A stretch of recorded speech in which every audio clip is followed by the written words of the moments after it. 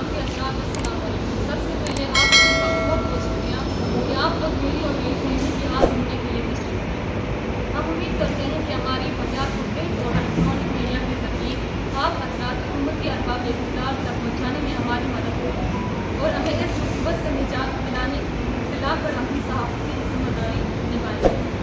जनाब साहब हज़रात, मैं और मेरी फैमिली आवाराम से तभी से इसलिए पहुँचे हैं कि हम आप तक मेरे भाई का जिक्री का खबर पहुँचा दें। मेरे भाई इखलाक वलीद नवाज अली जो 16 नवंबर 2021 को अफसर चेक पोस्ट ईस्ट बस फोर्सेस ने रोक कर और शनाख्ती कार्ड चेक करने के बाद हिरासत में लेकर लापता कर दिया, जो ताहाल वाजियाब न हो सका।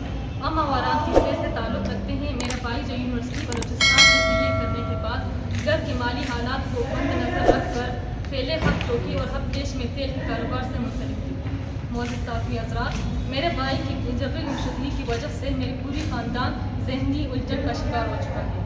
हम मीडिया से मुंसलिक तमाम हज़रात से दरख्वास्त करते हैं कि हमारी इस अर्ज़ को हुकूमती नुमाइंदों और तक पहुँचाने में हमारी मदद करेंगे।